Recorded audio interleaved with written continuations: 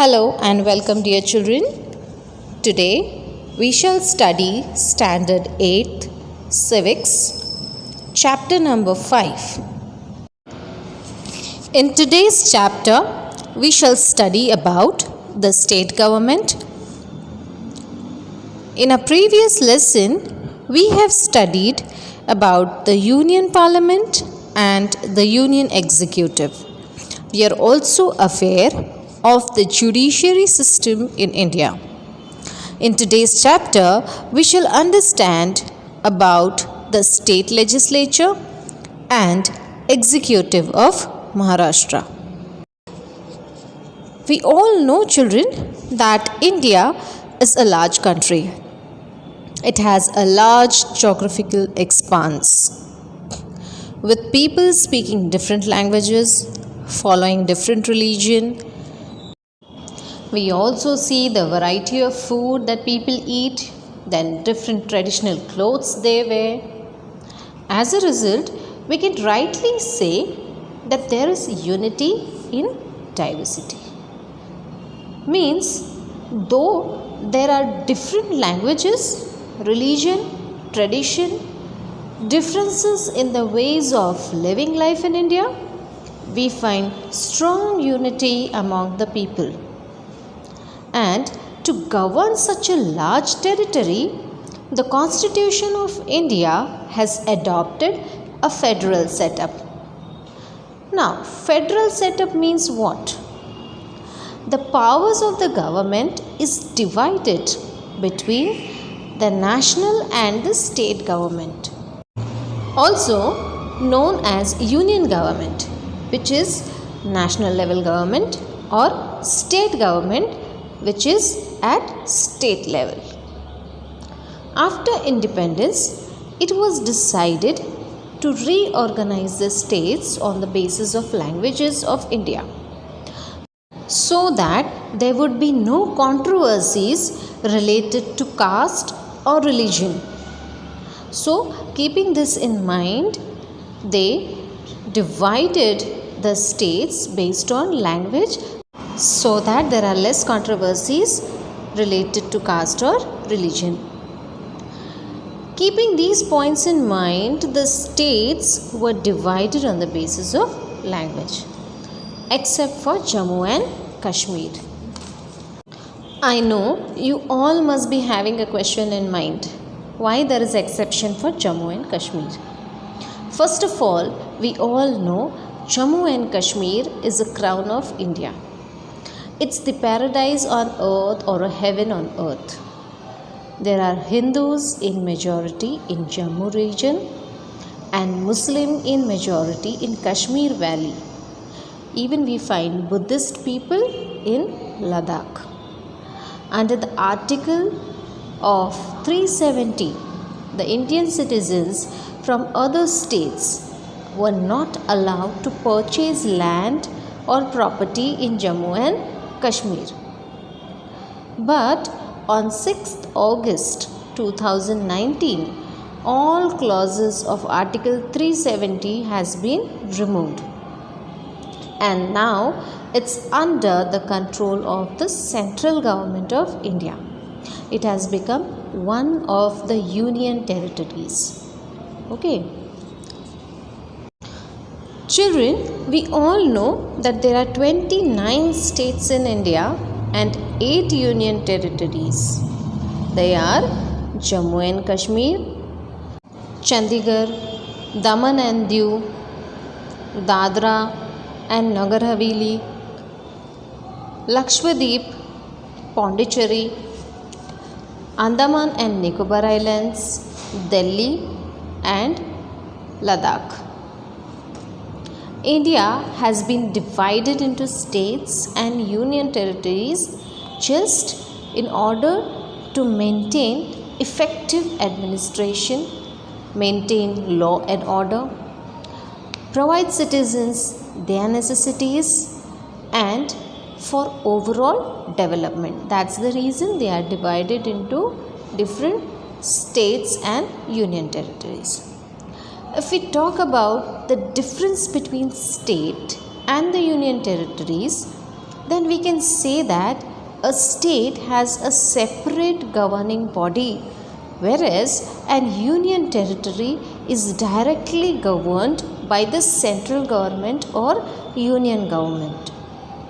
In short, union territory is a small administrative unit ruled by the central government. Now, let us understand about the state legislature. Every state has its own legislature. Legislature means written laws. A legislature, in short, is a group of people who vote for new laws. The states that have only one house, namely the Legislative Assembly or lower house, have a unicameral legislature. States that have two houses, namely the Legislative Assembly, that is lower house, also known as Vidhan Sabha, and Legislative Council, that is upper house, also known as Vidhan Parishad, have a bicameral legislature. Bicameral is actually a Latin word. Bi means two, cameral means chambers. In short, bicameral means having two houses.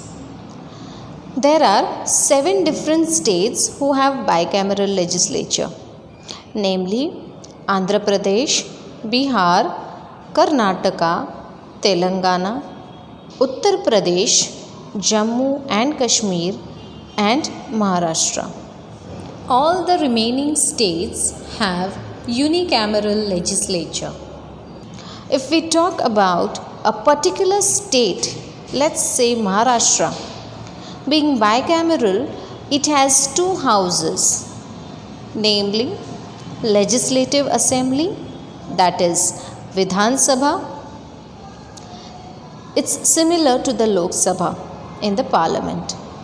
Some states have Legislative Council, that is Vidhan Parishad, which is similar to Rajya Sabha. Now let's begin with Vidhan Sabha. It is the first house of Maharashtra. Before the elections are held, the state is divided into different constituencies and one member is elected from each constituency. After the elections are held based on adult franchisee. Adult franchisee means what? First of all, if you want to vote any candidate during elections, you have to be an Indian citizen. And the next criteria is you should have completed 18 years of age, or you should be above 18 years of age. Okay, then you get the right to vote. After the general elections are over, we find there are 288 members in Vidhan Sabha. Some seats are reserved for SC and ST category. If in case there are inadequate representatives, okay, there are lack of representative, means there is less amount of representative for the community of Anglo-Indian, then the governor nominates one member from this community in the Vidhan Sabha. Elections of Vidhan Sabha are held after every 5 years. It is a temporary house because after every 5 years, new members get the chance to contest the elections. And if any person wants to contest the elections of Vidhan Sabha, then he or she must be resident of Maharashtra. The age criteria is the person must have completed the age of 25 years. Once the members are elected in Vidhan Sabha, these elected members elect the speaker and deputy speaker amongst themselves. The speaker has many responsibilities. the speaker decides whether a bill is a money bill or not. They maintain discipline and decorum in the house and can punish a member for unruly behavior. They suspend them. The period during which the house meets to conduct business is called a session. The state of Maharashtra conducts 3 sessions in a year. First is the budget session. Second is monsoon session. Both sessions are held in Mumbai. The third one is the winter session. It is conducted in Nagpur. In the budget session, the expenditure of the state government before the beginning of each financial year is presented to Vidhan Sabha. It is normally held from Feb to May. Similarly, the other sessions like monsoon session is held in the month of July, August or September, and winter session is held between November to December. Now let's begin with Vidhan Parishad. It is the second house of the state legislature. It is similar to the Rajya Sabha of the Parliament. It is the permanent house which operates at state level. At present, it is operated in 7 states of India, which I have already told you earlier, that is Andhra Pradesh, Bihar, Karnataka, Telangana, Jammu and Kashmir, Uttar Pradesh and Maharashtra. There are total 78 members in Vidhan Parishad of Maharashtra. They are indirectly elected by various sections of the society. Just look at the chart given below. Composition of Legislative Council. 1/3 of the total number of Legislative Council are elected by members of Legislative Assembly. 1/3 of total number of Legislative Council are elected by members of the local body, that is municipality. 1/12 of the total number of Legislative Council is elected by teachers who belong to the same state, not below the rank of secondary school level.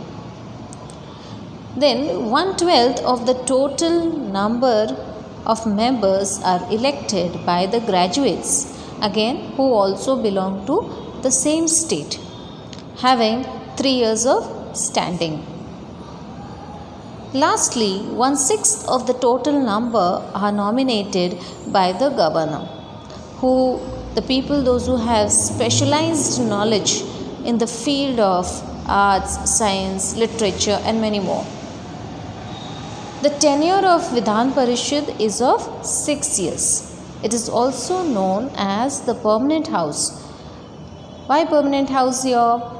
Because the members retire after every 2 years, and these vacant seats are filled again by conducting fresh elections. So the Vidhan Parishad doesn't get completely dissolved.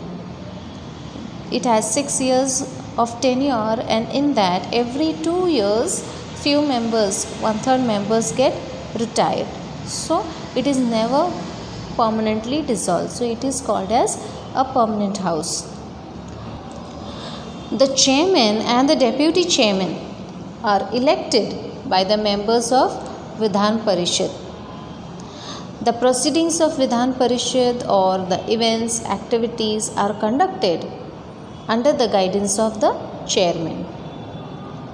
A deputy chairman takes care over the responsibilities of all the work in the absence of the chairman. If chairman is not there, then his work is taken over by the deputy chairman.